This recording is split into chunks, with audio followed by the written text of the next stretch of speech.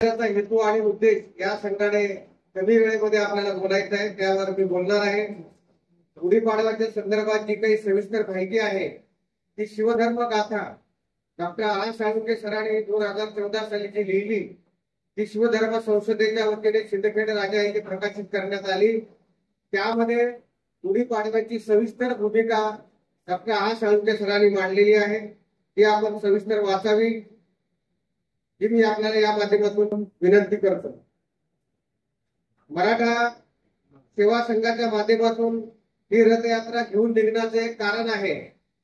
जसं बघा जाधव सरांनी सांगितलं, नवघरे सरांनी सांगितलं की मराठा समाजाचा जो आजचा वर्तमान आहे ते अतिशय भयावह अशा प्रकारचा वर्तमान निर्माण केला गेलेला आहे। हा केला कुणी केला त्यात आपल्याला जायचं जरी नसलं यातून बाहेर पडण्याचा मार्ग मात्र आपल्याला निश्चितपणे शोधावा लागेल। जगामध्ये अनेक समाजाला आपण नेहमी ऐकत आलो वाक्य की अनेक समाजाला इतिहास आहे, परंतु ज्याला इतिहास आणि भूगोल आहे तो जगातला एकमेव समाज म्हणजे मराठा समाज आहे। त्याचे कारण असं आहे की मराठ्याला दैवाधीन देवाच्या कृपेने किंवा कुणाच्या आशीर्वादाने कधीच राज्य मिळालेलं नाही। जे काही मराठ्यांनी मिळवलं ते कष्ट करून घाम गाळून तलवार चालवून मिळवलं, हाही या मराठा समाजाचा गौरवशाली इतिहास आहे। आणि जेव्हा जेव्हा मराठा समाज एकत्रित येतो, हा मराठा समाज एकत्रित आल्यानंतर तो इतर समाजाच्या विध्वंसनाचा, इतर धर्माच्या विध्वंसनाचा किंवा इतर कुठल्याही समाजाला गालबोट लागावं अशा प्रकारचा कुविचार कधीच करत नाही। ज्याच्या वेळेस मराठ्यांचा इतिहास जर आपण तपासून बघितला तर जेव्हा जेव्हा मराठा संघटित झालेला आहे तेव्हा तेव्हा मराठा समाजच नव्हे तर जगाच्या कल्याणात संतांच्या विभूती आणि देह कष्टविधी उपकारे ही जी तुकाराम महाराजांची भूमिका घेऊन तोच व्यवहार आणि तोच वर्तन मराठा समाजाच्या संघटितपणातून झालेला आहे। अन्याय अत्याचार करण्यासाठी मराठा समाज संघटित झाल्याचा इतिहास मराठा समाजाला नाही। आणि म्हणून या सगळ्या पार्श्वभूमीचा विचार करत असताना एवढा उज्ज्वल जर मराठा समाजाचा इतिहास आहे तर 3 टप्प्यावर आपल्याला काम करावं लागेल। आपला इतिहास चांगला आहे, परंतु वर्तमान काय आपले प्रश्न निर्माण झालेले आहे आणि जर हे वर्तमान आपण बदललं नाही तर भविष्यामध्ये आपल्या समाजाची काय अवस्था राहील त्यासाठी चिंतन करण्याकरता ही रथयात्रा काढण्यात आली आहे। मराठा समाज त्याचे प्रश्न, आम्ही कुटुंबात सर्व भाऊबंद एकत्र आलेले आहोत आणि आम्ही विचार करत आहोत की आमचं काय चुकलेलं आहे आणि नेमकी आमची लढाई काय आहे, कशा पद्धतीने आपल्याला पुढे जायला पाहिजे। आणि म्हणून त्यासाठी हे चिंतन आहे। पहिल्यांदा मराठ्यांनी आपलं घर सुधारलं पाहिजे, आपलं कुटुंब सुधारलं पाहिजे, आपल्या मुलामुलींना शिक्षण दिलं पाहिजे, आपली आर्थिक उन्नती चांगली केली पाहिजे। आणि जर तुम्ही स्वतः सक्षम झाले तर समाज, राष्ट्र, देश हे धर्म नंतरच्या गोष्टी आहेत आणि परंतु पहिल्यांदा मराठा हा जगला पाहिजे त्यासाठी पहिलं विचार करणं हे आपलं आद्य कर्तव्य आहे की मराठा सेवा संघाची भूमिका आहे। आणि म्हणून आज जर आपण बघितलं तर महाराष्ट्रामध्ये मराठा समाज जणू काही खलन आहे, अतिरेकी, दहशतवादी आणि सगळे अत्याचार मराठ्यांनी केले अशा प्रकारचं चित्र जाणीवपूर्वक समाज माध्यम, वर्तमानपत्र, टीव्ही सिरियल आणि चित्रपट या माध्यमातून करण्यात आलेले आहे। आपल्याला विचार करावा लागेल जे चित्र आज मराठा समाजाचं तयार केलं गेलेलं आहे। गेल्या 2-4 वर्षापासून जर बघितलं तर मराठा समाजाचा मित्र कोणता समाज आहे शोधण्याची वेळ मराठा समाजावर आलेली आहे। त्यांना काळीचाही मराठा समाजाचा त्रास दिला नाही, उलट आपल्या बरोबर मोठा भाऊ बनून त्यांच्या हिताचे निर्णय अनेकदा घेतले, त्यांच्या सोबत हक्क अधिकारात राहिले। असे छोटे मोठे समाज सुद्धा आज मराठा समाजाला शत्रू समजायला आलेत असतील तर या मागचं काय इंगित आहे, त्याच्या पाठीमागे कोणतं षडयंत्र आहे हे वैज्ञानिक दृष्ट्या तुम्हाला समजून घ्यावं लागेल आणि त्याला बौद्धिक आणि तार्किक उत्तर द्यावी लागतील। त्यासाठी ही रथयात्रा आहे। आपल्याला कल्पना असेल मराठा समाज आज कोणत्या अवस्थेमध्ये आहे, अत्यंत विपन्न अवस्थेला मराठा समाज गेलेला आहे। मराठा समाजाचं जे चित्र नेहमी तयार केलं गेलं की कुणबी मराठा समाज याची अवस्था आज एवढी वाईट झालेली आहे। सर्व लोकांनी मराठा समाजाचं अनालिसिस, एक 4-5% जे मराठा राज्यकर्ते धनवान लोक आहेत त्यांच्याकडे बघून 95% मराठा समाजाचं अनालिसिस केलं जात आहे। हे अत्यंत चुकीचं आणि वाईट आहे। माझी आपल्याला विनंती आहे गेल्या 35 वर्षापासून आम्ही सांगत आहोत की महाराष्ट्रामध्ये सर्वात मोठा आरोप मराठा समाजावर काय असेल तर सगळी राजकीय सत्ता मराठ्यांच्या ताब्यामध्ये आहे. तुमचेच आमदार, तुमचेच खासदार, तुमचेच मंत्री, तुमच्या जमिनी, तुमचे कारखाने, तुमच्या शिक्षण संस्था, ग्रामपंचायत तुमच्या ताब्यात, जिल्हा परिषद, सोसायट्या तुमच्या ताब्यात. हा आरोप वारंवार मराठी समाजावर केला गेलेला आहे. मी अत्यंत गांभीर्यपूर्वक आपल्याला हे सांगू इच्छितो की महाराष्ट्रामध्ये 1960 ला संयुक्त महाराष्ट्र तयार झाला. 47 ला भारताला स्वातंत्र्य मिळालं. भारतातली सार्वत्रिक निवडणूक 1950 ला झाली. 1950 ते आतापर्यंत महाराष्ट्रामध्ये मराठा समाजाची राजकीय सत्ता आहे. ही सर्वात मोठी अंधश्रद्धा आहे. ही पहिल्यांदा डोक्यातून काढून टाका. ही माझी आपल्याला आज मोठी विनंती आहे. अपवाद सोडले, काही सन्माननीय अपवाद सोडले तर मराठा समाजाच्या कल्याणाकरता सर्वस्व राजकीय शक्ती पणाला लावण्याचा कोणता नेता आहे याचा तुम्ही गंभीरपणे विचार करा. म्हणजे माझ्या म्हणणं तुम्हाला पटेल. माझी आपल्याला विनंती आहे की या पद्धतीनं समाजावर आरोप करून जे मराठा समाजातले आमदार खासदार ते त्या पक्षाचे आहेत. जातीने संख्येने आम्ही जास्त आहोत म्हणून जास्तीचे आमदार खासदार निवडून येतात. हा लोकशाही प्रक्रियेचा भाग आहे. ते समाजाचे आमदार म्हणून काही त्या ठिकाणी निवडून गेलेले नाही. ते ज्या पक्षातून निवडून येतात त्या पक्षाचा पक्षप्रमुखाचा आदेश त्यांना पालन करावा लागतो. हेच आतापर्यंतच्या कार्यकाळात आपण बघितलेलं आहे. जर मराठा समाजाची सत्ता राहिली असती तर 7.5 लाख शेतकऱ्यांनी आत्महत्या केली असत्या का हा पहिला प्रश्न आहे. ज्या दिवशी संविधान लिहिलं गेलं त्या दिवशी 340 मराठ्यांच्या आरक्षणाचं कलम संविधानामध्ये घातलेलं आहे. ज्याला हे कळलं त्या महाराष्ट्राबाहेरच्या मराठा कुणबी शेतकरी जातीने ते आरक्षण मिळवलं. परंतु दुर्दैवाने महाराष्ट्रामध्ये पंजाबराव देशमुखांचं आम्ही ऐकलं नाही.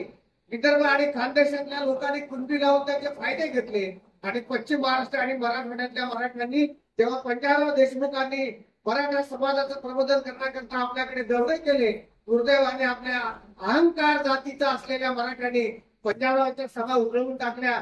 आम्ही स्वतःला हलके समजणार नाही, आम्ही शानुपुरी आहोत, पंचकुळी आहोत हे म्हणणारे मराठी त्या काळात होते.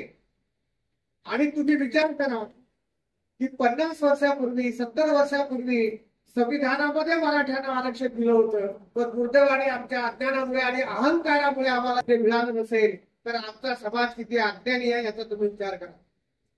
आज 2025 साली आरक्षणाची भीक आम्हाला मागावी लागत असेल, ह्या आरक्षणाचे बाणेकार कोण आहेत हे भावंडानं तुम्हाला समजून घ्यावं लागेल.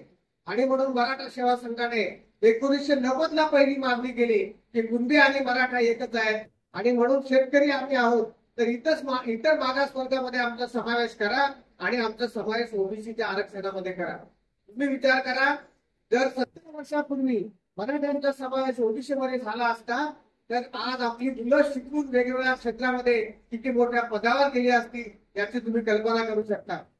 म्हणून आम्ही हातात शस्त्र घेऊन हिंसा करा हे कधी मराठा सेवा संघाने सांगितलं नाही. आपला प्रश्न मूलभूत असा आहे, एक प्रश्न सरकारच्या दुरावस्थेतून निर्माण झालेले आहे, दुसरे प्रश्न आमच्या समाजाच्या अज्ञानातून आणि अहंकारातून निर्माण झालेले आहे. सरकारकडे मागणी करणं हा एक मुद्दा, त्याचा पाठपुरावा आपण करू. पण जोपर्यंत सरकार आपल्या मागण्या पूर्ण करत नाही तोपर्यंत समाजात निर्माण झालेल्या अनिष्ट प्रकारांना लाथ मारून काही नवे आदर्श आपल्याला निर्माण करणं ही सुद्धा एक सामाजिक चळवळ म्हणून आपली गरज आहे. ते जर आपण केली नाही तर आपल्या समाजाला वाचवण्यासाठी पुन्हा छत्रपती शिवाजी महाराज, पुन्हा तुकाराम महाराज, शाहू छत्रपती महाराज, साहेबराव गायकवाड हे अवतार घेऊन येतील. या कल्पनेवर कृपा करून कोणी विश्वास ठेवू नका ही माझी आपल्याला हात जोडून विनंती आहे. आपण आज जे इथे जमलेले आहोत, बघा कुणीतरी घोषणा दिली, एक मराठा लाख मराठा आणि लाख मराठा एक मराठा. त्याचा अर्थ असा आहे की एक मराठा जरी असला तर लाखाच्या बरोबरीचा आहे आणि लाख जरी असले तर एका विचाराचे आहेत असा त्याचा अर्थ आहे. तुम्ही 1 कोटी जमा 10 कोटी जमा तर एका विचाराचे नसाल तर तुमच्या समूहाला, तुमच्या संघटनेला कवडीची किंमत उरत नाही. आणि म्हणून एक विचारधारा घेऊन भावंडांना आपल्याला जावं लागेल. हे मराठा समाजाचं जे बलिद चित्र आहे हे तुम्हाला लेखकांनी लेखनाची वक्त्यांनी भाषण करून, चित्रपट काढून, वेगवेगळ्या मालिकातून, समाज माध्यमाच्या माध्यमातून हे चित्र आपल्याला पुसावं लागेल. हे प्रश्न घेऊन आम्ही बाहेर पडलेले आहोत. ही जिजाऊ रथ यात्रा याचं घोषवाक्य आहे की मराठा जोडो अभियान. तुम्हाला वाटेल की मराठा जोडं म्हणजे एका जातीपुरतं आहे का? तर हो आहे. आम्ही मराठा समाजाची व्याख्या काय ही पहिलं समजून घ्या. मराठा हा जातवाचक आहे का? तर जातवाचकही आहे आणि प्रदेशवाचकही आहे. मराठा शब्दाला 2,500 वर्षाचा इतिहास आहे आणि म्हणून महाराष्ट्रात राहतो तो मराठा अशी एक व्याख्या सर्वांनी केलेली आहे आणि त्याला एक जात म्हणून सुद्धा नामाविधान मिळालेलं आहे. आम्ही जातीच्या पलीकडे जाऊन एक विचाराचा मराठा कसा निर्माण होईल याचा सातत्याने प्रयत्न केलेला आहे. नुकतंच 15 दिवसापूर्वी इतिहासाचार्य मामा देशमुख यांचं निधन झालं. त्यांनी आपलं अख्खं आयुष्य मराठा कुटुंबियांच्या प्रबोधनासाठी अर्पित केलं. त्या मामा देशमुखांनी सांगितलेलं आहे मराठा कोणाला म्हणावं, तर त्यांनी सांगितलं जे का रंजले गांजले त्याशी म्हणे जो आपुले तोची मराठा मानावा आणि शिवराय तिथीची जाणावा, ही व्याख्या मामा देशमुखांनी केली. खेडेकर साहेबांनी सांगितलेलं आहे मराठा जातवाचक शब्द नाही. मराठा पाटील देशमुख गडीकलचे गडीवरचे लेकुरवाळे पंचकुळी सप्तकुळी या सगळ्या पोट भेदाला नाकारून खऱ्या अर्थानं एकसंघ असा कृषी संस्कृतीचा शिवरायाला मानणारा बळीराजाला मानणारा जो कोणी या देशाचा कृषी संस्कृतीचा माणूस आहे तो म्हणजे मराठा. ही व्यापक भूमिका घेऊन ही रथयात्रा महाराष्ट्रामध्ये निघालेली आहे. दुसरी आपल्याला विनंती आहे की पहिलं आपल्याला काय करायचं आहे तर मराठा आणि कुणबी या जातीच्या नावाने ओळखल्या जाणाऱ्या समूहांनी किमान पहिल्या टप्प्यामध्ये आपल्यातल्या पोटजाती संपवाव्यात. आपल्यातले 96 कुळी सप्तकुळी पंचकुळी लेकुरवाळे बारमासे अकरमासे हे जे काही थोतांड तुमच्या डोक्यामध्ये घातलेलं आहे हे पहिल्यांदा संपून सरसकट भेटी व्यवहार किमान आपल्या एका जातीमध्ये तरी झाला पाहिजे ही भूमिका मराठा सेवा संघाने सुरुवातीला घेतलेली आहे. आपले पोटभेद पहिल्यांदा संपवा आणि हे पोटभेद संपवून त्यानंतर इतर जे बहुजन समाजातल्या जाती आहेत त्या आपल्या शत्रू नाहीत. शिवाजी महाराजांना आम्हाला जाती तर शिकवली नाही, जिजाऊने आम्हाला जातीवाद शिकवलेला नाही, शाहू छत्रपती शिवाजीराव महाराजांनी आम्हाला एकसंघ समाज कसा करावा हे शिकवलेलं आहे. आणि म्हणून आम्ही जातीपातीच्या पलीकडे जाऊन आमचा स्वविकास झाल्यानंतर इतर बहुजन समाजाबरोबर बंधुभाव निर्माण करणं म्हणजे मराठ्यांना स्वतःशी जोडणं आणि या संघटित झालेल्या मराठ्याने इतर बहुजन समाजाबरोबर जोडून घेणं हे या मराठा जोडो अभियानाचं सर्वात मोठं उद्दिष्ट आहे. हे आपण लक्षात घेतलं पाहिजे. जी आपली प्रतिमा तयार करण्यात आलेली आहे आज जर तुम्ही विचार करा मराठा समाजाची सत्ता राहिली असती आपल्याला आरक्षण मिळालं असतं की नाही. आज ओबीसी मध्ये समावेश करण्याचा आपला कायदेशीर हक्क असताना आज आपले आमदार खासदार जे मंत्री आपण निवडून दिलेले आहेत ते आपल्यासाठी का आवाज उठवत नाही हा प्रश्न आहे. हे जाऊन दुसरा सर्वात महत्वाचा मुद्दा आहे. छत्रपती शिवाजी महाराज हे केवळ मराठ्यांचं नाही तर विश्वाचं दैवत आहे. विश्ववंदनीय छत्रपती शिवाजी महाराज. शिवाजी महाराजांची बदनामी झाली आजही अत्यंत घाणेरड्या पातळीने नीच पद्धतीने जिजाऊ आणि शिवाजी महाराजांचे चारित्र्य आनंद करण्याचा प्रयत्न एका कोरटकर नावाच्या माणसाने केलेला आहे. राहुल सोलापूरने केलेला आहे. तिथल्या राज्यपालाने कोश्यारी नावाच्या राज्यपालाने केलेला आहे. दररोज कोणीही उठतो आणि छत्रपती शिवाजी महाराजांची आणि जिजाऊची बदनामी करतो. ज्यावेळेस कोरटकरने चारित्र्य आनंद केलं जिजाऊने केलं शिवाजी महाराजांचं केलं पितृत्वाबद्दल शंका उपस्थित केली जयंतीच्या मुद्द्याचं समर्थन केलं त्यावेळेस जर मराठ्यांची सत्ता खरंच इथं राहिली असती तर या महाराष्ट्रातले भारतातले सर्व कुणबी आणि मराठा आमदार खासदार एकत्र आले असते. त्यांनी सन्मानाने मुख्यमंत्र्याकडे आणि सन्मानाने प्रधानमंत्र्याकडे जाऊन हाऊस बंद पाडलं असतं आणि सांगितलं असतं की पहिल्यांदा सगळे तुमचे प्रश्न बाजूला ठेवा आणि पहिला कायदा करा की छत्रपती शिवाजी महाराजांचं जिजाऊने जर तुम्ही चारित्र्य पालन करत असेल तर त्याच्यावर देशद्रोहाचा गुन्हा करा आणि त्याला पहिलं जेलमध्ये घाला. ही बातमी या लोकांनी केली आहे. पण आपल्या राज्यकर्त्याचे हे प्रश्न नाही. आपल्या पक्षाचा काय आदेश आहे आपला पक्षप्रमुख काय सांगतो त्यानुसार जर आपल्या जातीचे लोक वर्तन व्यवहार करत असतील तर भावंडांनो खरंच आपली सत्ता आहे का याचा गांभीर्याने विचार करा. म्हणून आपल्याला मूलभूत सत्ता स्थान काय आहे त्याच्या पद्धतीने आपल्याला विचार करावा लागेल. या जिजाऊ रथ यात्रेच्या माध्यमातून आपल्या समाजामध्ये एका बाजूला आरक्षणाची मागणी करत राहणं आणि दुसऱ्या बाजूला तुकाराम महाराजांनी म्हटलेलं आहे उद्योगाच्या घरी रिद्धी सिद्धी पाणी भरी. म्हणजे रिद्धी सिद्धी काय आहे तर रिद्धी सिद्धी अशा देवता आहे की त्यांच्याकडून मागितलेलं तुम्हाला मिळतं. रिद्धी आणि सिद्धी नावाच्या देवता जर तुम्हाला प्रसन्न झाल्या तर तुम्ही जे मागाल ते तुम्हाला मिळतं. अशा ह्या देवता आहेत. तुकाराम महाराज म्हणतात, तुम्ही जर उद्योग उभा केला तर तुमच्या घरी रिद्धी सिद्धीला तुम्हाला मागायची गरज नाही. रिद्धी सिद्धी तुमच्याकडे नोकरी मागायला येतील आणि तुमच्या घरात काम करतील. हा सर्वश्रेष्ठ मूलमंत्र 400 वर्षापूर्वी तुकाराम महाराजांनी आम्हाला दिला. तो किती मराठ्यांना किती कुटुंबियांना समजला हा खरा प्रश्न आहे. म्हणजे तुकाराम महाराजांनी सांगितलं की लाचार होऊ नका, तुम्ही उद्योगी व्हा, तुम्ही पैसा जमा करा. तुम्हाला इज्जत समाजामध्ये तेव्हाच मिळेल, तुमच्याकडे पैसा असेल तेव्हा प्रतिष्ठा मिळते.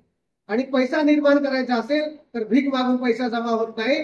तुम्हाला उद्योग व्यवसाय करावा लागेल. वेगवेगळ्या नव्या ज्या काही संकल्पना या देशामध्ये आता निर्माण झालेल्या आहेत त्या संकल्पना समजून घ्याव्या लागतील आणि त्या पद्धतीने आपल्याला पुढे जावं लागेल. आदरणीय तत्पुरे सर या ठिकाणी आलेले आहेत, त्यांचं मी अभिनंदन करतो. तर विचारपीठावर येतील. तर या पद्धतीने भावंडांना आपल्याला विचार करावा लागेल. आणि म्हणून मराठा हा जातवाचक शब्द नाही, परंतु आज मराठा समाजाचा इतिहास काय आहे तुम्हाला कल्पना असेल की मराठा सेवा संघाने सांगितलं आपली वाणी नाणी लेखणी एकमेकांच्या विरोधात वापरायची नाही. गुणदोषासह मराठा समाजाने एकमेकाला स्वीकारलं पाहिजे. गुन्हे काढत बसू नका. आणि सर्वात महत्वाची गोष्ट म्हणजे आपले प्रेरणा पुरुष, प्रेरणा नायक कोण आहेत हे पहिल्यांदा आपण समजून घेतलं पाहिजे. छत्रपती शिवाजी महाराज, जिजामाता आज जिजाऊंची प्रतिमा घेऊन मराठा सेवा संघ फिरत आहे. तुम्हाला हे माहित असलं पाहिजे की मराठा समाजाचा इतिहास हा मराठा समाजाच्या पुरुषांपेक्षा मराठा स्त्रियांच्या कर्तबगारीचा आणि कार्यगौरवाचा आहे. हे पहिल्यांदा मराठ्यांनी आपल्या मस्तकात बोलून ठेवावं लागेल.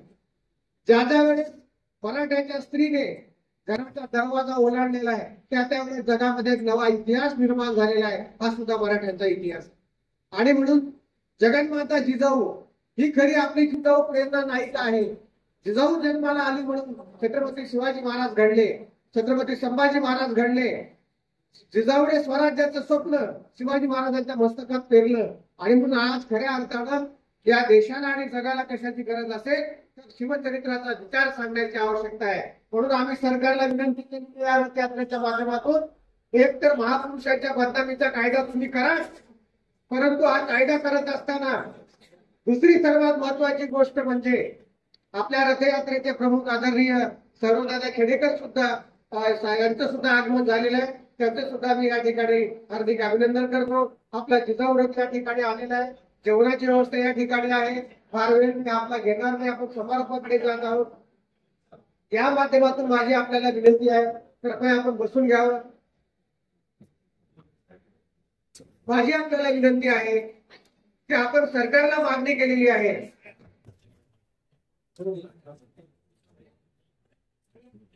सरकारला आपण विनंती केलेली आहे की छत्रपती शिवाजी महाराजांच्या विषयी, जिजाऊंच्या विषयी, कोणत्याही राष्ट्रपुरुषाच्या विषयी जर बदनामी करत असेल तर त्याच्यासाठी एक कायदा करा, विशेष अधिवेशन बोलवा.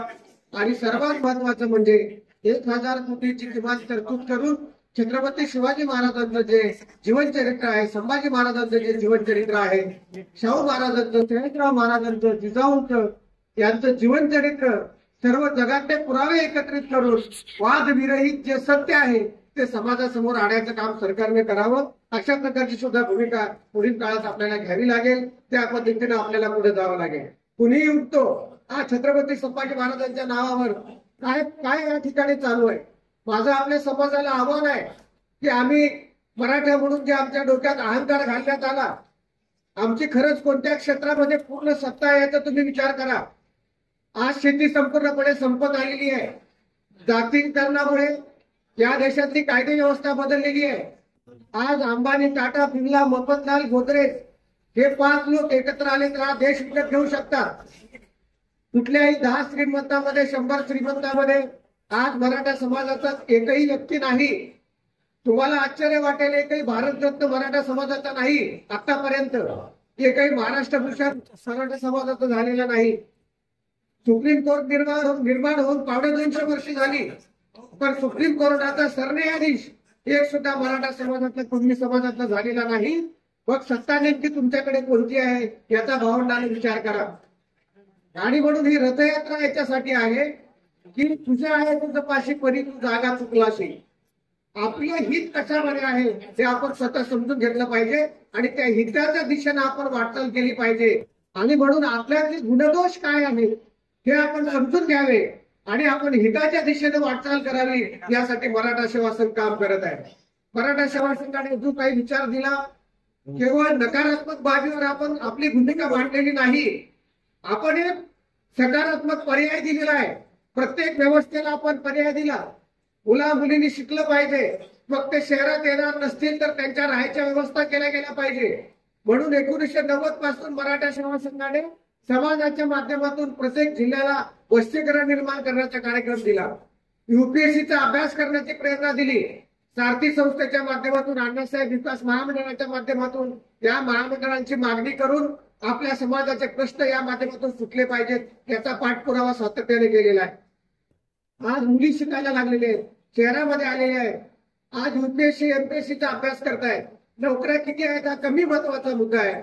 परंतु मराठा समाजाला विनंती आहे की मराठा समाजानेच नव्हे तर मराठा सेवा संघाच्या सर्वात मोठं काय तर भूमिका असेल, या रथयात्रेचं सर्वात मोठी भूमिका काय असेल तर काही लोकांना, विषमतावाद्यांना या देशामध्ये दंगली घडवायच्या आहे. या देशामध्ये जाती धर्मामध्ये संघर्ष निर्माण करायचा आहे. तुम्हाला भाकरीच्या प्रश्नापेक्षा भावनिक प्रश्नावर संघर्ष करायला लावायचा आहे. काही लोक सांगतात माथे फिरूपणे जाऊन ती औरंगजेबाची कबर उद्ध्वस्त करा. काही लोक सांगतायत अमुक पाठीमागेचा, ही जात वाईट आहे, तो धर्म वाईट आहे. आणि म्हणून माझी आपल्याला विनंती आहे की मराठा सेवा संघाने नेहमी दंगलमुक्तीची घोषणा दिलेली आहे की हा महाराष्ट्रात नव्हे तर सबंध भारत हा दंगलमुक्त करणे हे मराठा सेवा संघाचं प्रमुख उद्दिष्ट आहे. आणि म्हणून मराठा सेवा संघाने नेहमी दंगलीला विरोध केलेला आहे. कारण ज्या वेळेस दंगल झाली त्यावेळेस मराठा समाजाची पोरं वापरली गेली. आज रामदासी बैठकामध्ये कोणाची लेकरं आहेत. आज भिडेचं समर्थन करणारी मुलं कोण आहेत. आज संघ भाजपाने पुरस्कृत केलेला विषमतावाद जोपासणारी कोण लोक आहेत. आसाराम असेल, ओझा असेल, मुरारी असेल, ही जी धर्मांगता पसरवून रॉ मटेरियल म्हणून आमच्या पोरांचा वापर झाला म्हणून आम्ही 250 वर्षात सरन्यायाधीश होऊ शकलो नाही. आमच्या किती महिला आज वेगवेगळ्या क्षेत्रामध्ये आहेत. आज आपली मुलं क्रीडा क्षेत्रामध्ये, चित्रपट क्षेत्रामध्ये, साहित्यामध्ये, आर्थिक व्यवस्थेमध्ये, जी काही राजकारणाच्या पलीकडची क्षेत्र आहेत त्या क्षेत्रामध्ये आपलं किती प्रमाण आहे याचं मोजमाप करण्याची खऱ्या अर्थाने गरज निर्माण झालेली आहे. म्हणून बूट पॉलिशच्या डोक्या पॉलिशच्या खेडेकर साहेबांनी आम्हाला सांगितलं पडेल तो उद्योग व्यवसाय करा, पैसा जनरेट करा. तुमच्याकडे पैसा आला की इज्जत आणि प्रतिष्ठा येते.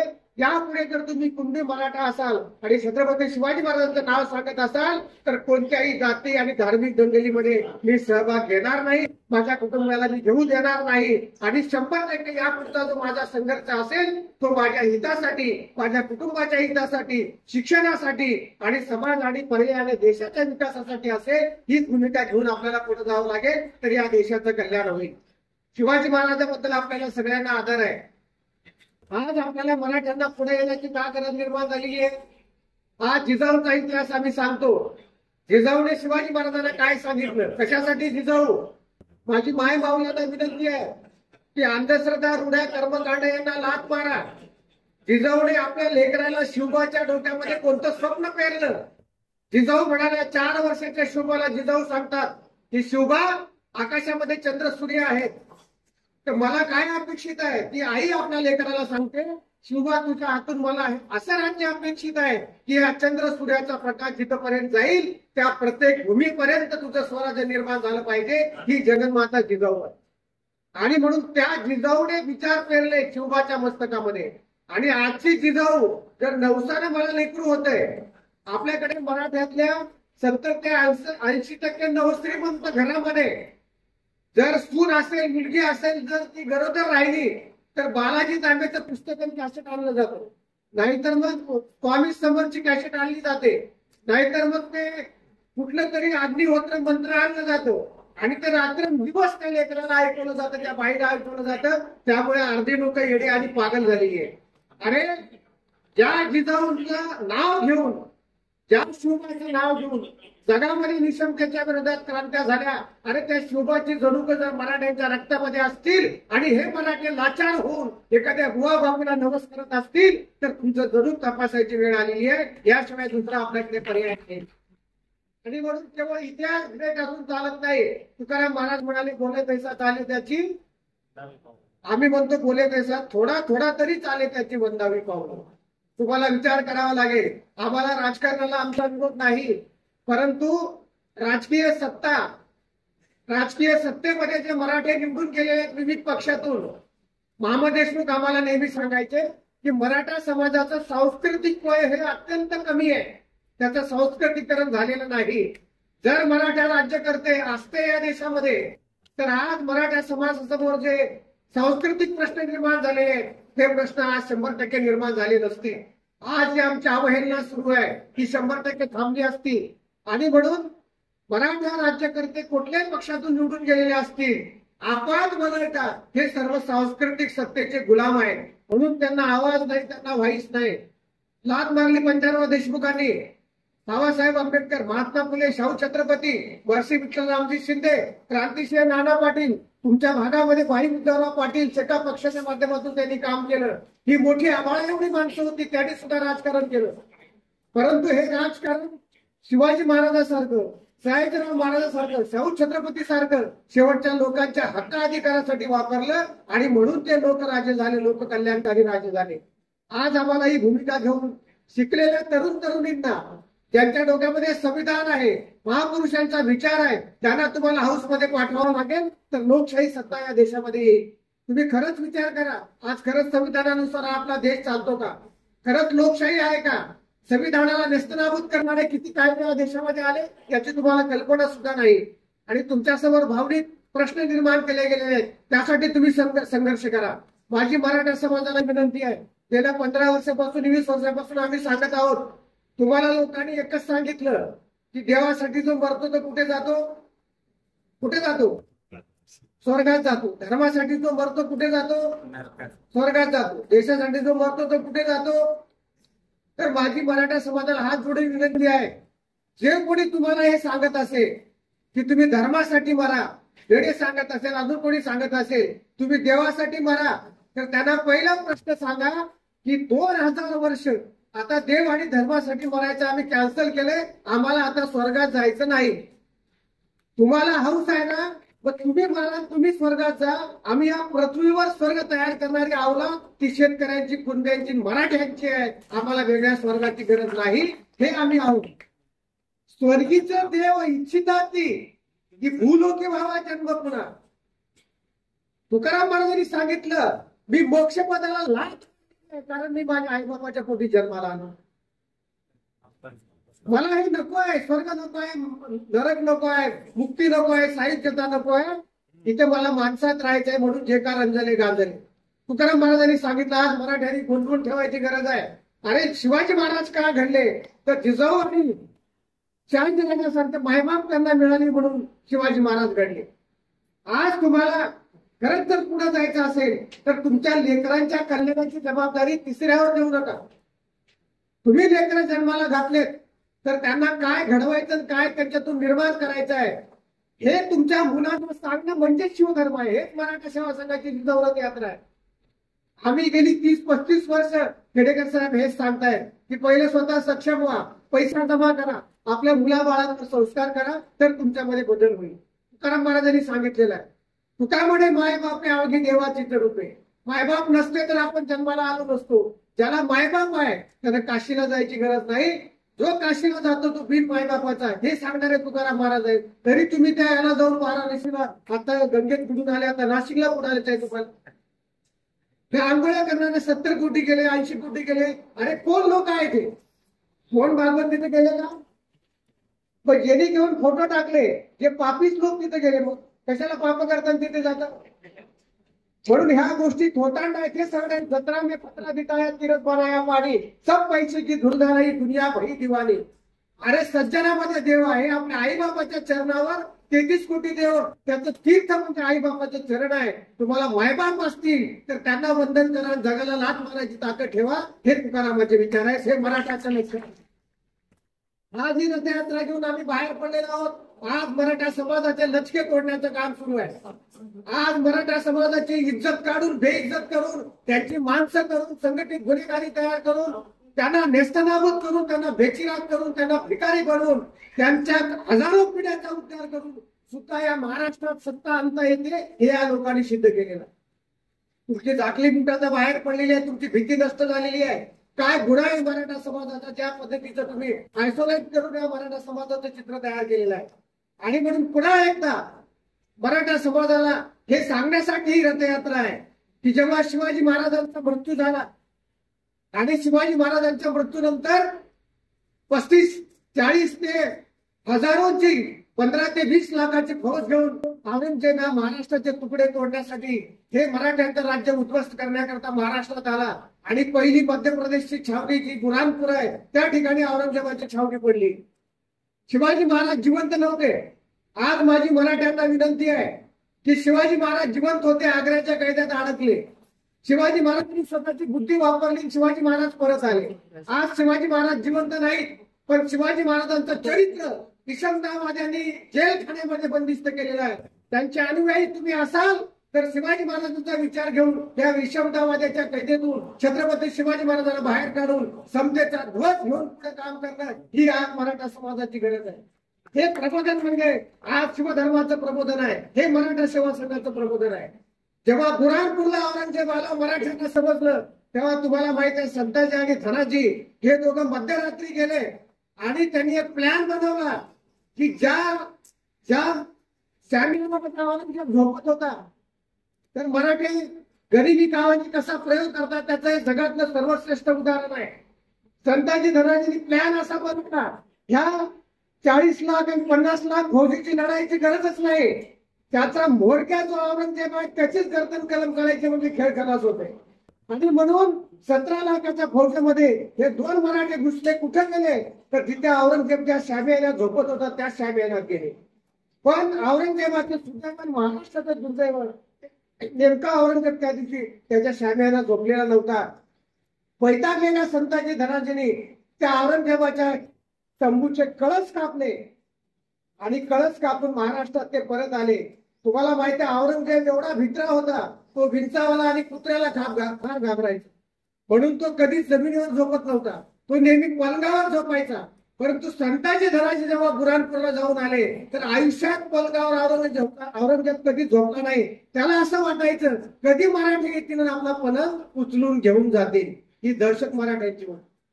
जेव्हा संताजी धनाजी परत आले तेव्हा त्यांना प्रश्न विचारला महाराष्ट्रातल्या लोकांनी, तर तुम्ही कशासाठी औरंगजेबाच्या फौजीत गेले होते?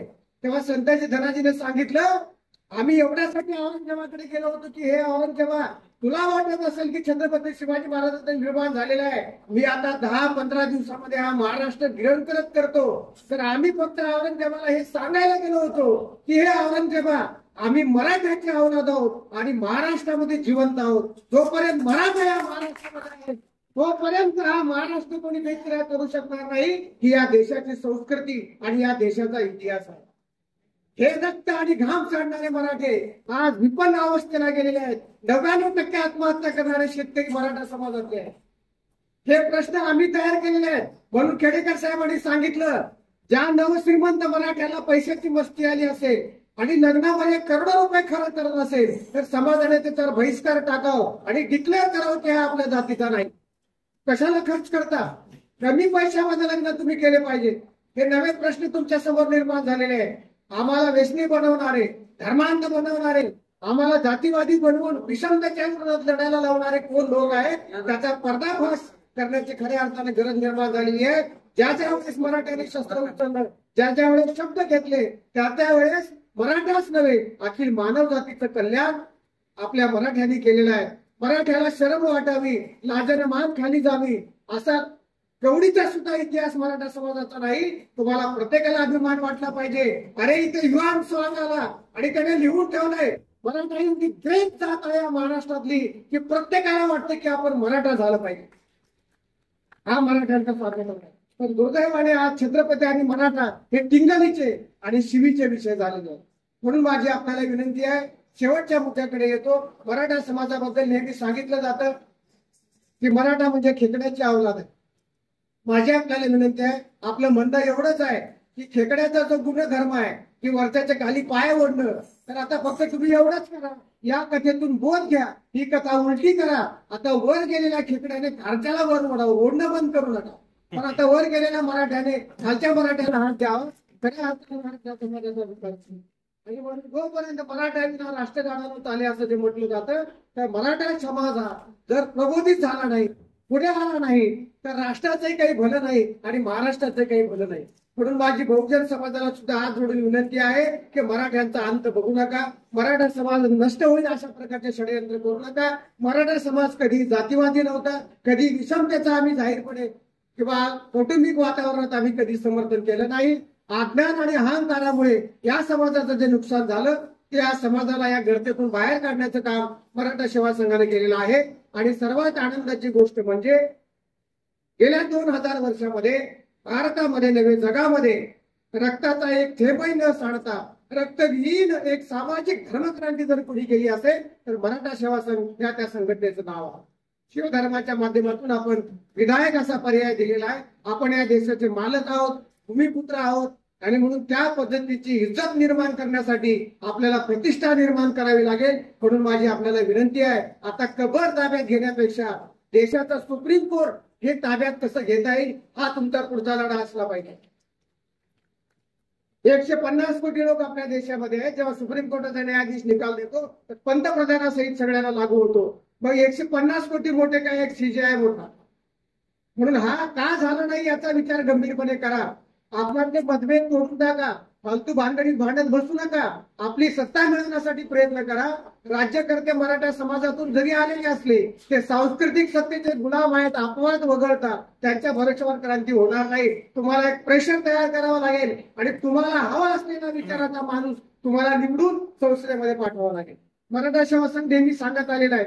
आज सुद्धा मी तुम्हाला विनंती करतो की सगळ्याच पक्षामध्ये मराठे आहेत, कारण मराठ्यांची संख्या जेवढी आहे त्यांना घेतल्याशिवाय महाराष्ट्रात सरकारच होत नाही. इथे सुद्धा विविध पक्षाचे मराठे आले असतील, पण मराठा सेवा संघाने नेहमी सांगितलेलं आहे की तुम्ही मराठा समाजाच्या समाज म्हणून जेव्हा कार्यक्रमाला याल तर तुम्ही समाज बांधव म्हणून या. तुमच्या जातीपात, तुमच्या राजकीय घोडे बाजूला काढून इथे या. या सभागृहात प्रवेश करत असताना माझा अमका गॉडफादर आहे, मी अमक्या पक्षाचा माणूस आहे, मी अमका आहे तमका हे डोक्यात ठेवू नका. जिथे समाजाचा कार्यक्रम असेल तिथे त्या सभागृहात प्रवेश करतानाच आपले जोडे बाहेर काढून ठेवा आणि त्या समाजाच्या कार्यक्रमाला या. आणि दुसरी एक विनंती आहे, इथून परत जाताना आठवणीनं आपले जोडे वापस घेऊन जा. ते इथं ठेवून जाऊ नका. का तर हे जोडे कायम पायात राहू द्या. तुम्ही इथून तिथं परत जाल, विधानसभेत जाल, लोकसभेत जाल, तिथे जर तुमच्या समाजाविषयी जर काही वाईट वागणं चालू असेल, छत्रपतींची बदनामी होत असेल तर त्या जोड्याचा वापर त्या ठिकाणी करा. अहो काय विषाद आहे बदनामी करायची. आज जर तुम्ही म्हणता 166 आमदार मराठ्यांचे आहेत, पक्ष खड्ड्यात जाऊ द्या. अरे ज्या दिवशी कोल्हटकरने आमच्या चारित्र्यावर लांछन उचललं, अरे जिजाऊ जगन्माता जिच्या छत्रछायेखाली लाखो स्त्रियांचं शील आबादित राहिलं, अशा जिजाऊच्या चारित्र्यावर ज्या दिवशी कोल्हटकरने शंका घेतली, अरे या सगळ्या मराठा कुटुंबांच्या आमदारांनी जर हे हाऊस बंद पाडलं असतं तर इंटरनॅशनल न्यूज झाली असती. काय फडणवीसाची हिंमत होती, कायदा झाला असता या देशामध्ये. आणि म्हणून हे सांस्कृतिक सत्तेचे गुलाम जर हे लोक राहिले नसते तर 100% अशा प्रकारचे कायदे या देशामध्ये झाले असते. त्या दृष्टीने आपल्याला विचार करावा लागेल. आणि म्हणून माझी सन्माननीय आपले लोकप्रिय नेते आदरणीय बाबासाहेब पाटील या ठिकाणी आलेले आहेत. टाळ्या वाजवून त्यांचं आपण स्वागत करावं. मी त्यांचं हार्दिक अभिनंदन करतो. जिजाऊंचा विचार, शिवरायांचा विचार, पुरोगामी सत्यशोधक किंवा शेतकरी कामगार पक्षाचा भाई उद्धवराव पाटलांचा विचार घेऊन ते काम करतात. पक्ष खड्ड्यात जाऊ द्या, पण किमान आपल्या समाजाच्या पाठीशी 100% राहतील असा आशावाद आपण या निमित्ताने व्यक्त करूया. तर राहिले नाही तर तुम्ही बाहेर जाऊन त्याला नंतर विचारा. या पद्धतीने मी आपल्याला विनंती करणार आहे की भावंडांना विषय एवढे की मराठ्यांच्या दुखण्यावर, मराठ्यांच्या वेदनावर, मराठ्यांच्या गरिबीवर कथा करून अनेक लोकांची बिराडं लंडनला जाऊन स्थायिक झाली. नुसतं मराठा कसा आहे हे सांगणारे लोक अपघातीत झाले. आणि मराठा मात्र त्याला हागणदारी गाव आणि पाणन सुटली नाही, सोसायटी ग्रामपंचायत सुटली नाही. पण माझी आपल्याला विनंती आहे, शिवाजी महाराजांचं एकच स्वप्न आहे. काय स्वप्न आहे शिवाजी महाराजांचं? जिजाऊंचा मित्र आम्हाला कळला काय अर्थाने आपण घेणार आहोत. तर मराठ्यांनो पहिला आपलं गाव सोडा, महाराष्ट्र सोडा, भारत सोडा, सगळं जग तुमचं वाट बघताय. तर आता येत्या काळामध्ये मंगळ आणि चंद्रावर मनुष्य वस्ती होणार आहे.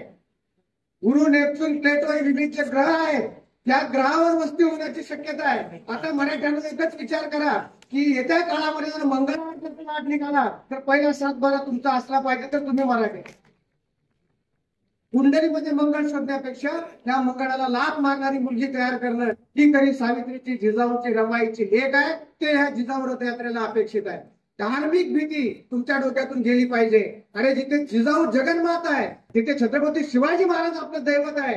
अशा या महानायकांना तुकोबासारखा जगतवंदे विश्ववंद्य संत शाहू छत्रपती सयाजीराव महाराज, वर्षी विठ्ठलरामजी शिंदे, आम्हाला एवढी माणसं आपल्या समाजात जन्माला आली आणि हा समाज जर लाचार असून तिसऱ्याच्या पाया पडत असेल तर आपल्याला पुनर्विचार करण्याची गरज निर्माण झालेली आहे. आपण गंभीरपणे विचार करावा आणि आपले प्रश्न सोडवण्यासाठी आपण स्वतः पुढाकार घ्यावा, ही एवढी विनंती या ठिकाणी करतो आणि थांबतो. धन्यवाद. जय जिजाऊ, जय शिव.